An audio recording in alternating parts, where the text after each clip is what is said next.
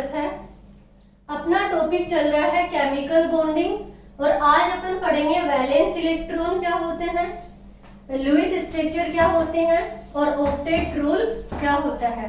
तो देखिए, सबसे पहले अगर अपन बात करें वैलेंस इलेक्ट्रॉन की तो hydrogen, helium, lithium, beryllium, boron, carbon, nitrogen, oxygen, fluorine और नियोन। तो देखिए, वैलेंस सेल हाइड्रोजन में वैलेंस इलेक्ट्रॉन होते हैं 1। हीलियम में वैलेंस इलेक्ट्रॉन कितने हैं? 2 इलेक्ट्रॉन। ये है वैलेंस इलेक्ट्रॉन। लिथियम में वैलेंस इलेक्ट्रॉन है 1 और बेरिलियम में वैलेंस इलेक्ट्रॉन है 2। देखिए, ये वैलेंस इलेक्ट्रॉन की बात करें तो जो वैलेंस सेल होता है, जो संयोजकता कोष होता है, उसमें कितने इलेक्ट्रॉन उपस्थित होते हैं वो होते हैं वैलेंस इलेक्ट्रॉन। तो देखिए, अगर अपन बात करें कि एक बार दोबारा से देखिए, ये न्यूक्लियस है और उसमें 1 नंबर का जो कोष है, एक ही कोष है, तो जो बाहरी कोष होगा वो एक ही होगा। तो इस कोष को बोला जाता है वैलेंस कोष या संयोजकता कोष। संयोजकता कोष। अब देखिए, अगर एक नहीं है कोष, इसमें क्या आ गए, ये न्यूक्लियस और इसके चारों ओर 2 कोष आ गए, यानी कि 2 सेल उपस्थित हैं। तो ये जो संयोजकता कोष अब क्या होगा, 2 नंबर का होगा। यहाँ पे वैलेंस सेल क्या था, 1, यहाँ कितने हैं, 2। अगर मान लो एक और है तो अब वैलेंस सेल होगा 3 नंबर सेल, यानी जो बाहरी कोष होता है वो होता है संयोजकता कोष। तो बाहरी, इनमें भी क्या है, जो बाहरी कोष है उसमें उपस्थित जो इलेक्ट्रॉन है वो होते हैं वैलेंस इलेक्ट्रॉन या संयोजकता कोष इलेक्ट्रॉन। बोरोन में कितने इलेक्ट्रॉन है? बोरोन में है 3 इलेक्ट्रॉन। कार्बन में है 4 इलेक्ट्रॉन, नाइट्रोजन में 5 इलेक्ट्रॉन, ऑक्सीजन में 6 इलेक्ट्रॉन और फ्लोरीन में 7 इलेक्ट्रॉन, नियोन में 8 इलेक्ट्रॉन। ये है वैलेंस इलेक्ट्रॉन की बात। और वैलेंस कोष क्या होता है? वैलेंस कोष में जो प्रेजेंट जो इलेक्ट्रॉन होते हैं वो वैलेंस इलेक्ट्रॉन होते हैं, ये मैं आपको बता चुकी हूँ। अभी देखिए, एक लुईस नाम के साइंटिस्ट आए थे। लुईस नाम के साइंटिस्ट ने क्या दी, एक स्ट्रक्चर दी थी, उसको बोला जाता है डॉट स्ट्रक्चर। और उन्होंने क्या किया कि जो वैलेंस सेल के इलेक्ट्रॉन है उसको उन इसी एटम पे, जैसे हाइड्रोजन है तो हाइड्रोजन के ऊपर 1 इलेक्ट्रॉन है इसमें, तो एक वैलेंस इलेक्ट्रॉन को एक डॉट लगा दिया और इसी को बोला जाता है डॉट स्ट्रक्चर। क्या बोला गया? डॉट स्ट्रक्चर, यानी कि बिंदु संरचना। अब हीलियम है तो हीलियम की क्या बताई कि 2 क्या लगा दी, उसमें डॉट लगा दी। ये डॉट आप कहीं पे भी लगा सकते हैं, हीलियम में ऐसे भी लिख दो या हीलियम को ऐसे भी लगा सकते हैं।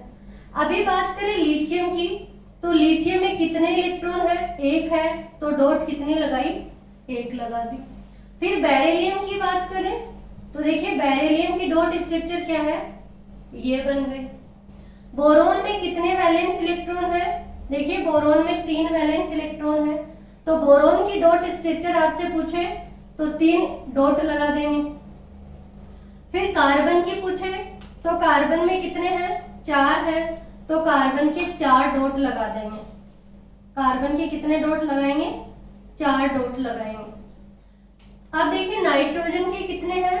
नाइट्रोजन में 5 हैं, तो नाइट्रोजन के 5 डॉट लगा देंगे।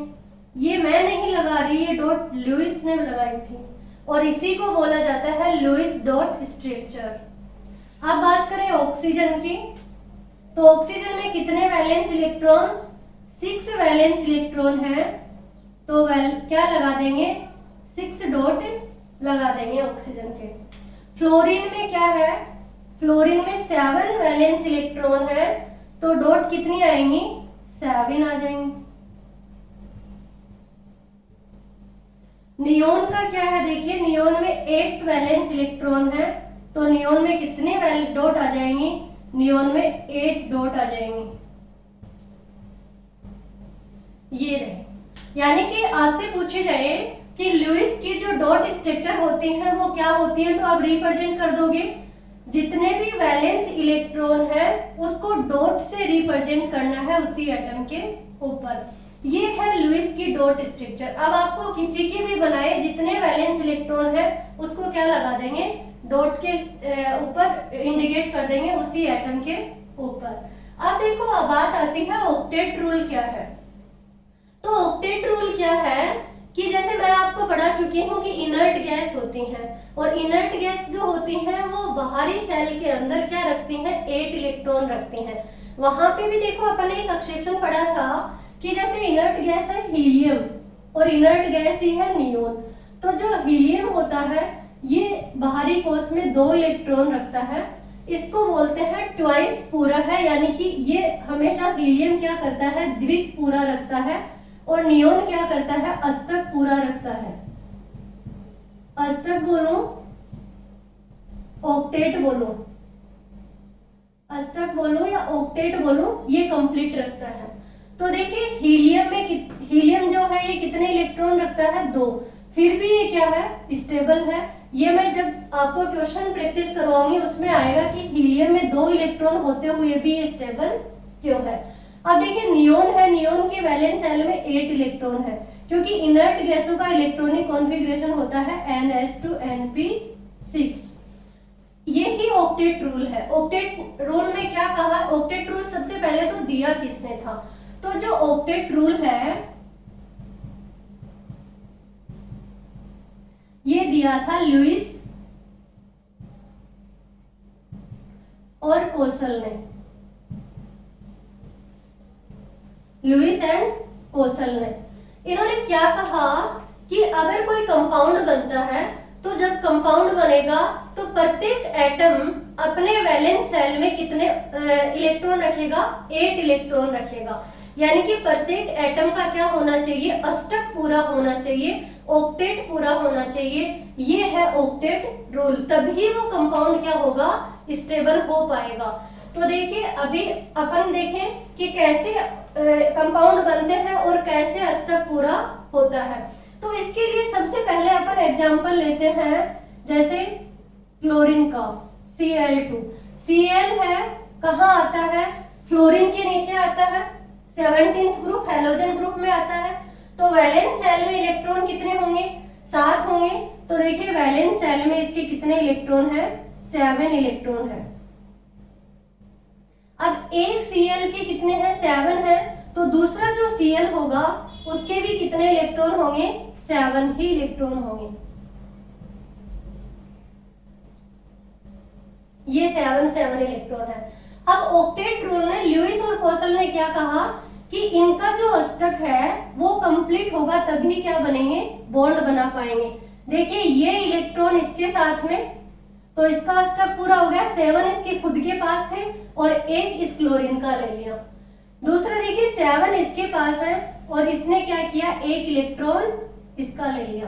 तो दोनों का क्या हो गया, ऑक्टेट कंप्लीट हो गया और दोनों के बीच में एक बॉन्ड बन गया। एक बॉन्ड क्यों बना, क्योंकि 1 इलेक्ट्रॉन इसका और 1 इलेक्ट्रॉन इस Cl का। तो देखिए कैसे लिखते हैं अपन, Cl सिंगल बॉन्ड Cl, यही लिखते हैं। क्यों लिखते हैं, क्योंकि एक बॉन्ड, 1 इलेक्ट्रॉन इसका और 1 इलेक्ट्रॉन इसका, दोनों ने क्या की, शेयरिंग की, यानी कि सहसंयोजक बॉन्ड, कोवलेंट बॉन्ड बना। ये तो आगे अपन VSEPR थ्योरी पढ़ेंगे, VBT पढ़ेंगे, MOT पढ़ेंगे, उसमें सारा सब कुछ समझ में आएगा। बट यहाँ पे सबसे पहले जब ये बॉन्ड बनने की या स्टेबिलिटी की जो प्रोसेस आई थी वो किसने दी थी, लुईस और कोसल ने बताया था। क्या कहा इन्होंने, देखिए अगर दूसरा कोई कंपाउंड अपन बनाए, ये तो Cl2 का केस हो गया, दूसरा अगर अपन बनाए H2O का, तो अपन को पता है कि H2O बनता है। तो H2O में क्या है, ऑक्सीजन, सेंट्रल एटम है ऑक्सीजन।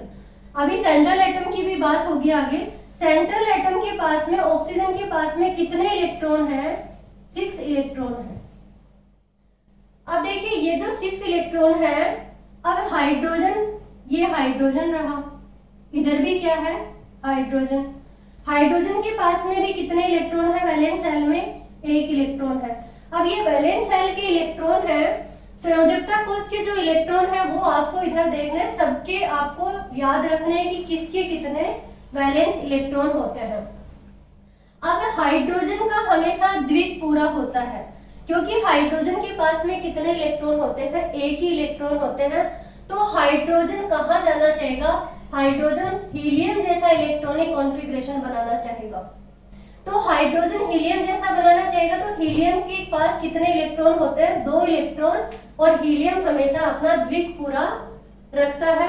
तो द्विक पूरा होगा तो हाइड्रोजन के पास कितने इलेक्ट्रॉन होंगे, 2 इलेक्ट्रॉन होते ही हाइड्रोजन स्टेबल हो जाएगा।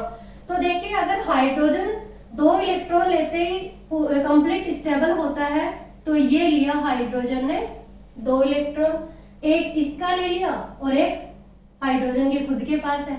ऐसे ही एक ऑक्सीजन का और एक हाइड्रोजन का। अब ऑक्सीजन के पास कितने इलेक्ट्रॉन हो गए, 2, 2 4 5 6 7 और 8। ऑक्सीजन का भी ऑक्टेट कंप्लीट हो गया, हाइड्रोजन का द्विक पूरा हो गया। तो अगर अपन बात करें कि देखिए हाइड्रोजन और हीलियम, इसमें ऑक्सीजन का स्टेबल, तो ये ऑक्सीजन का भी स्टेबल हो गया। कैसे, ऑक्सीजन के पास में देखिए कितने इलेक्ट्रॉन हुए, 2 2 4 और 2 6, इसके खुद के पास थे, एक हाइड्रोजन का और एक इस हाइड्रोजन का। 8 इलेक्ट्रॉन ऑक्सीजन के पास हो गए और 2 इलेक्ट्रॉन हाइड्रोजन कंप्लीट स्टेबल हो गए। इस तरीके से क्या होता है, कोई भी कंपाउंड स्टेबल होता है। ये ऑक्टेट रूल में बताया गया था कि कोई भी सेंट्रल एटम हो या सराउंडिंग एटम हो, अपना अगर स्टेबिलिटी कंप्लीट करते हैं, अष्टक पूरा करते हैं, तभी वो क्या होते हैं, स्टेबल होते हैं। ऐसे ही अपन नेक्स्ट एग्जांपल देखते हैं O2 का। O2 का देखिए, तो देखिए O2 का एग्जांपल देखें तो ऑक्सीजन के पास में कितने इलेक्ट्रॉन है, ऑक्सीजन के पास में 6 इलेक्ट्रॉन है, 6 इलेक्ट्रॉन है। दूसरा ऑक्सीजन है, उसके पास में भी कितने इलेक्ट्रॉन है, 6 इलेक्ट्रॉन है।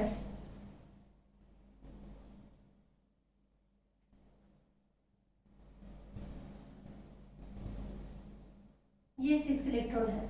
अब देखिए होगा क्या, ऑक्टेट कंप्लीट कैसे होगा, इसके 6 इलेक्ट्रॉन, इससे कितने इलेक्ट्रॉन लेने हैं, 2।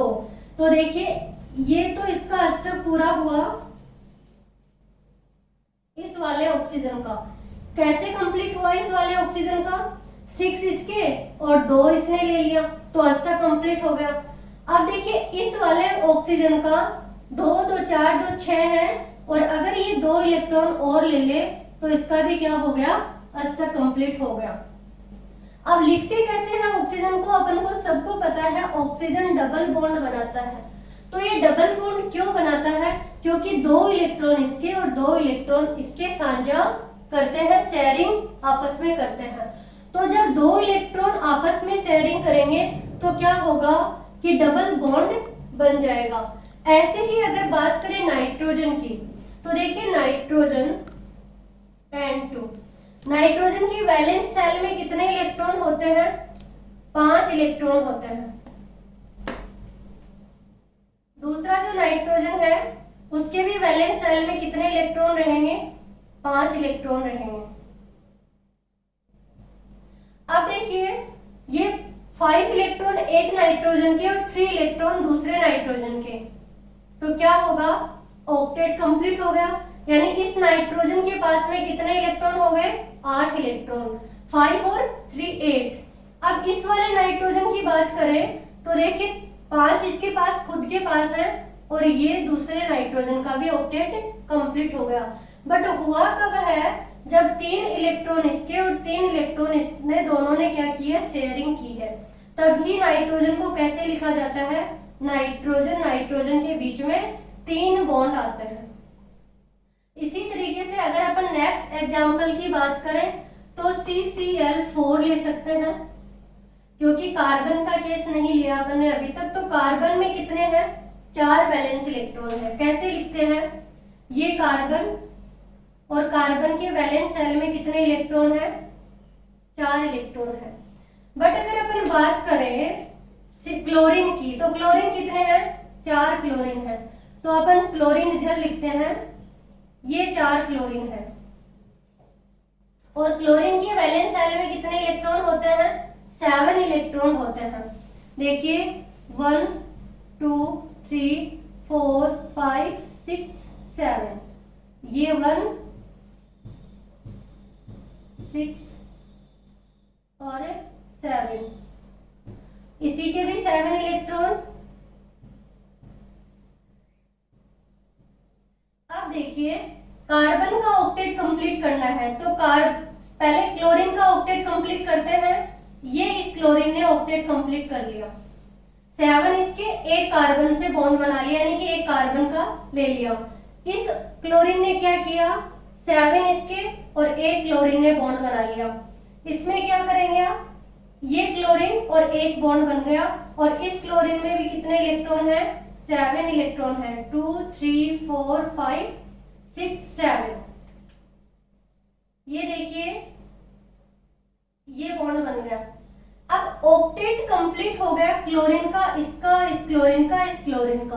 बट कार्बन क्या करेगा, कार्बन के खुद के इलेक्ट्रॉन कितने हैं? 4 हैं। देखिए ये, दूसरा ये, थर्ड ये और फोर्थ ये।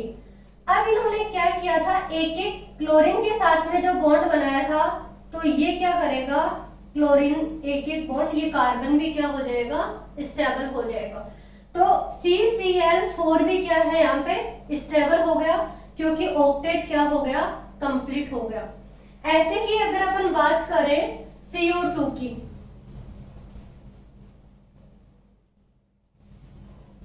तो देखिए CO2 में क्या है, कार्बन है और 2 क्या है, ऑक्सीजन है।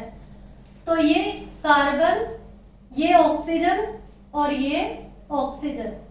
कार्बन के पास में कितने इलेक्ट्रॉन है? 4 इलेक्ट्रॉन है। और ऑक्सीजन के पास में कितने इलेक्ट्रॉन है? वैलेंस शेल में 8 इलेक्ट्रॉन है, सॉरी वैलेंस शेल में 6 इलेक्ट्रॉन है ऑक्सीजन के पास में।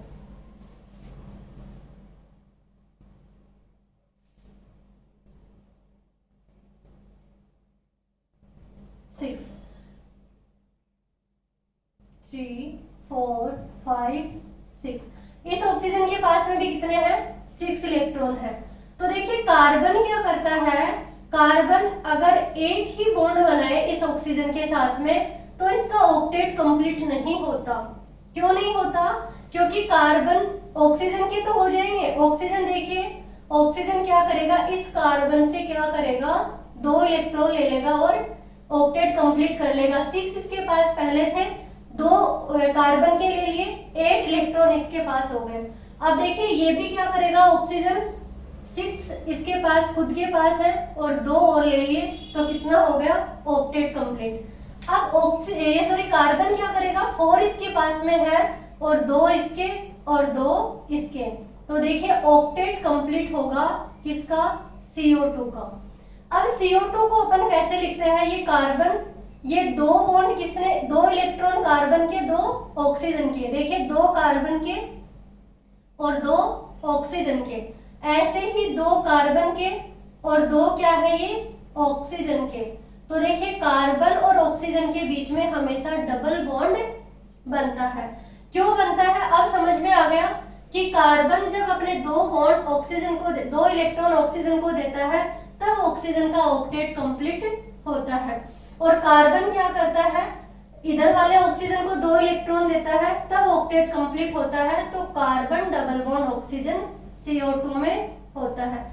इसी तरीके से अपन अगर बात करें C2H2 की, तो C2H2 में क्या होता है, देखिए 2 कार्बन है, एक कार्बन ये है, एक कार्बन ये है, 2 हाइड्रोजन है, तो 2 हाइड्रोजन, एक हाइड्रोजन मैंने यहां लिखा और एक हाइड्रोजन यहां लिखा। हाइड्रोजन का अपन को पता है एक ही वैलेंस शेल में इलेक्ट्रॉन होता है, तो एक डॉट अपन ने लिख दी। कार्बन में क्या होता है, कार्बन में 4 वैलेंस इलेक्ट्रॉन होते हैं। कितने वैलेंस इलेक्ट्रॉन होते हैं, 4 वैलेंस इलेक्ट्रॉन होते हैं। ये देखिए 4 वैलेंस इलेक्ट्रॉन इस कार्बन के, 4 इस कार्बन के। अष्टक कैसे पूरा होगा, हाइड्रोजन हमेशा क्या करता है, डबल बॉन्ड सॉरी 2 ही इलेक्ट्रॉन रखता है, द्वित्व पूरा करता है, तो 1 इलेक्ट्रॉन इसका और 1 इलेक्ट्रॉन इसका, ये क्या कर लिया, अपना द्वित्व पूरा कर लिया। ऐसे ही ये वाला क्या करेगा, हाइड्रोजन भी अपना द्वित्व पूरा कर लेगा। अब बचा कौन, कार्बन। कार्बन तो कार्बन के पास 3 इसके पास 3 इसके पास 6 और 2 इससे बॉन्ड बना लेता है, तो अपना ऑक्टेट कंप्लीट करेगा। तो इस तरीके से देखिए ये भी क्या करता है, अपना ऑक्टेट कंप्लीट करता है। ये किसकी बात हुई, कार्बन ट्रिपल बॉन्ड कार्बन की। कार्बन 3 बॉन्ड बनाता है किसमें, एथीन के अंदर। ये देखिए, तो ये डबल बॉन्ड क्यों बनता है, ट्रिपल बॉन्ड कैसे बनता है, ये सबसे पहले लुईस ने बताया था अपने डॉट स्ट्रक्चर से। और फिर ऑक्टेट रूल इन्होंने दिया कि कोई भी एटम होगा अपने वैलेंस सेल के अंदर 8 इलेक्ट्रॉन अगर उपस्थित है, उसके बाद में वो आगे बॉन्ड नहीं बनाएगा, क्योंकि 8 इलेक्ट्रॉन लेते ही उसकी भूख क्या होती है, पूरी कंप्लीट, मतलब उसको पूरा भर जाता है उसका पेट, और आगे क्या होता है, उसकी खाने की इच्छा नहीं होती। बट जब तक उसके पास में 8 इलेक्ट्रॉन नहीं होते हैं, वो भूखा होता है और अदर इलेक्ट्रॉन को लेने की क्या करता है, कोशिश करता है। ये ऑक्टेट रूल था। अब अपन नेक्स्ट क्लास में पढ़ेंगे ऑक्टेट रूल की लिमिटेशन क्या थी।